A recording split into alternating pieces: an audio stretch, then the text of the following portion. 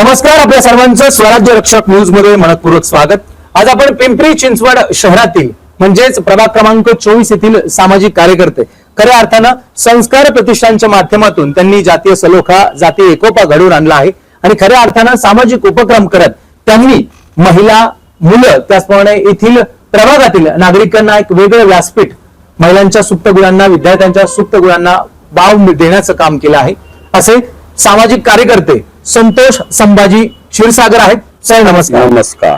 ते या ठिकाणी यंदाच्या महापालिका निवडणुकीसाठी इच्छुक आहेत आणि त्यांचा एक प्रश्न आहे की त्यांनी सांगितलं की आमचा प्रभाग हा ओबीसी साठी राखीव आहे। सर, प्रभाग जर ओबीसी साठी राखीव आहे तर आपली मागणी, मूळ मागणी काय असणार आहे? मूळ मागणी हीच आहे की मूळ ओबीसीलाच तिकीट दिलं पाहिजे प्रत्येक पक्षाने आणि मूळ ओबीसी समाजालाच प्राधान्य देऊन सर्व लोकांनी देखील ओबीसीच्या किंवा सर्व जाती धर्माच्या लोकांनी ओबीसी समाजाला मतदान केलं पाहिजे। उमेदवार ओबीसीचा आहे आणि वार्ड देखील ओबीसीचाच आहे, अशा हिशोबाने निवडणूक लागली पाहिजे।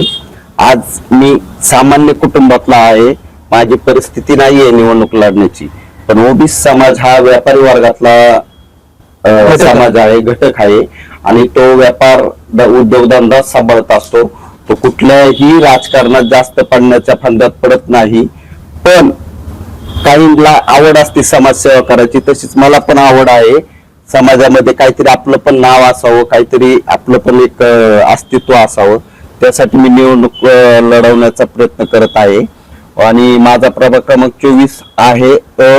ओबीसी मध्ये आरक्षण असल्या कारणाने मी तिथं निवडणूक लढण्याचा प्रयत्न करतो आणि लढणार तर आहेच। माझ्याकडे जरी पैसे नसले तरी पण निवडणूक आयोगाच्या नियमानुसार मी जो काही खर्च असेल तेवढा करण्याची तयारी ठेवलेली आहे। त्याच्या व्यतिरिक्त म्हणजे चुकीच्या मार्गाने पैसा वाटप किंवा लोकांना पार्ट्या देणे, दारू पाजणे, मटण खायला घालणे हे जमणार नाही आणि आपल्या त्या बजेटमध्ये बसत देखील नाहीये।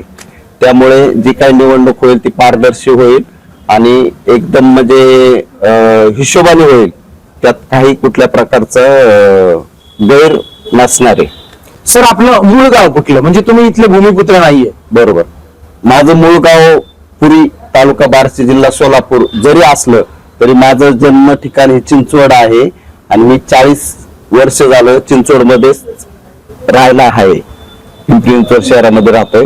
आता सध्या आपलं थेरगावला घर आहे 92 पासून आणि त्याच्या अगोदर मी तातोड्याला राहिलेलो आहे आणि वडील इकडं कामानिमित्त आले आणि परिस्थिती तशी बेताचीच होती। तातोड्याला मी बरेच दिवस एक 15-1 वर्ष राहिलेलो आहे भाड्याने। त्यानंतर आम्ही थेरगावला स्वतःच एक घर घेतलंय, एक गुंठा जागा घेऊन। अशा हिशोबाने आता राहतोय आणि सोशल वर्क चालू आहे आपलं संस्कार प्रतिष्ठानच्या माध्यमातून।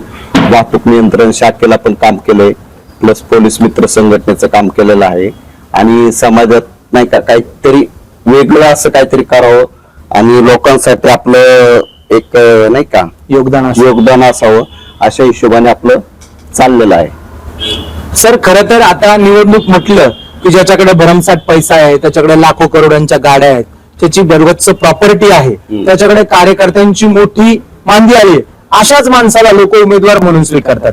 सामान्य माणूस आहे जो जेमतेम खर्च करू शकतो, जो साधा राहतो, ज्याचं घर छोटं आहे, जो गावाला नाहीये, जो भूमिपुत्र नाहीये किंवा इतर गोष्टी त्याच्या जमेच्या बाजू नाहीयेत, अशा व्यक्तीकडे दुर्लक्ष केलं जातं। मग तुम्ही तुमच्याकडे पैसा नसताना, तुमच्याकडे पाठबळ नसताना, तुमच्याकडे कार्यकर्ते नसताना, तुमच्याकडे आर्थिक कुवत नसताना तुम्ही या निवडणुकीत स्वतःला ठाम विजय म्हणून मानताय किंवा तुम्ही निवडणूक लढणार आणि जिंकणार असं म्हणताय, तर ते कष्टाच्या जोरावर। बरोबर आहे ना?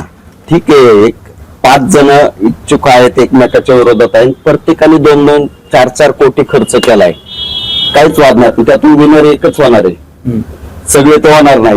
म्हणजे खर्च सगळ्यांनीच केलेला आहे, मग सगळे काय विनर नाही होत? विनर तर एकच होणार आहे ना। आपण आपल्या पद्धतीने नियमानेच राहायचं, नियमानेच इलेक्शन लढायचं, कशाला आगाऊपणा करायचा? आपल्याला तरी आपल्याकडे पैसेच नाहीयेत, आपण शून्य, त्यांच्याकडे पैसा आहे ते घालवतील, पण सगळे तर विनर नाही होणार हे निश्चित आहे। एकच विनर होणार आहे, 5 कोटी घालवा नाही तर 10 कोटी घालवा, विनर फक्त एकच होणार आहे। आता मला सांगा, तुम्ही उमेदवार म्हणून जनतेच्या समोर जाल, प्रचाराला सुरुवात करा, तर तुमचा अजेंडा किंवा तुमचा झेंडा तर काय नसणारच आहे, तुम्ही अपक्षच लढणार आहात की पक्षाचा विचार केलाय? नाही, सध्या तरी अजून पक्षाचा विचार नाहीये, पण बघू, जर कुठल्या पक्षाने संधी दिली तर निश्चित आपण पक्षाकडून इलेक्शन लढायची तयारी आहे.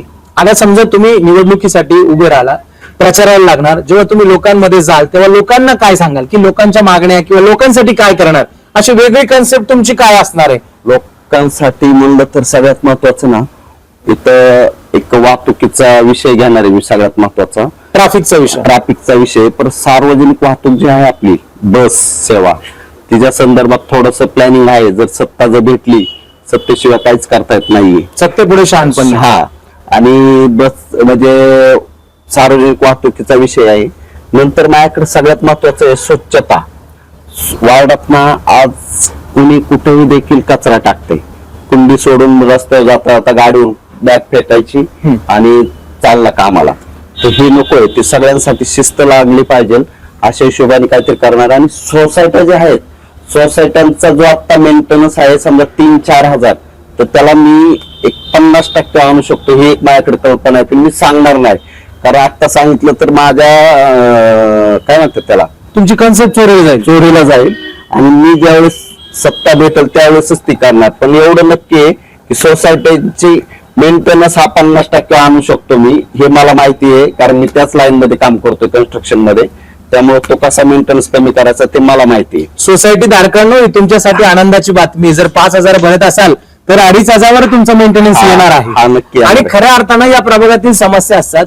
लोक ज्याचं त्याचं आरोग्याची काळजी घेतात, लोक ज्याच्या त्याच्या मुलांना योग्य त्या शाळेत पाठवतात, शिक्षण देतात, आणि सगळं काही आलबेल असतं. त्यांना गरज असते स्वच्छ पिण्याच्या पाण्याची, चांगल्या 24 तास विजेची आणि चांगल्या रस्त्यांची. यासाठी तुम्ही काही आव्हान करणार आहात की काही तुमच्या मॅनिफेस्टो मध्ये असणार आहे? नाही, पाणी तर आता ऍक्च्युली सगळीकडे भेटलेलं आहे, पण काही लाईन जर गेल्या असतील कुठून चुकीच्या मार्गाने किंवा दूषित पाणी वगैरे येत असेल, काही लाईन गटारामधून गेलेले आहेत, त्यासाठी काहीतरी नवीन करता येईल आपल्याला. आणि दुसरी गोष्ट, विजेचं तर सगळं व्यवस्थित आहे. आणि रस्ते एक आपले काही ठिकाणी क्वालिटी नाहीये रस्त्याला, किंवा उकडले जातात रस्ते. तर थोडस रस्त्यांचं पण आपण बघू वार्डामध्ये. आणि कामं बरीच राहिलेली आहेत, तशी काय अडचण नाहीये, म्हणजे नाही का, वार्डामधली बरीच रस्त्याची कामं वगैरे बाकी आहेत, त्या संदर्भात पण आपल्याला काम करता येईल. पण सगळ्यात महत्वाचा हा विषय आहे, त्यांच्यासाठी सगळ्यात महत्वाचा मला विषय घ्यायचा आहे की त्यांचं जे मेंटेनन्स आहे ते तर आपण कमी करणारच आहे, बरोबर. आणि स्वच्छतेला प्राधान्य देतोय, अशी थोडीशी छोटी मोठी कामं करणार आहे. आता हे सगळं करत असताना बरोबर, तुम्ही निवडणुकीला सामोरे जात आहे, हा. तर आमच्या माध्यमातून तुम्ही तुमच्या प्रभागातील नागरिक बंधू भगिनींसाठी काय मेसेज द्याल? मेसेज असाच देईल की तुम्ही एक ओरिजिनल ओबीसीला मतदान करावं सगळ्यात पहिलं, बरोबर. आणि उमेदवार हा असा पाहिजे की तुम्ही त्याच्याकडे हक्काने जाऊ शकता. श्रीमंत उमेदवाराकडे तुम्ही जाताना थोडासा विचार करणार, किंवा बऱ्याच गोष्टी त्या लोकांना बोलताना तुम्हाला डेअरिंग होणार नाही. पण माझ्यासारख्या सामान्य माणसाला तुम्ही रस्त्याने कधी पण थांबून हक्काने बोलू शकता, हे एक महत्वाचा विषय. आणि मी काय जनरल वार्डामध्ये बॉटम लेवललाच काम करेल, काही विषय नाहीये की मी कुठं पण वार्डामध्ये तुम्ही भेटले तर मला बोलू शकता तुम्ही, किंवा घरी येण्याची वेळ पण नाही येणार, मी स्वतःच तुमच्या इथे येऊ शकतो, एवढं मात्र आश्वासन देऊ शकतो मी जनतेला. तर हे होते जनतेपर्यंत सहजपणे पोहोचणारे, जनतेला सहज उपलब्ध होणारे उमेदवार.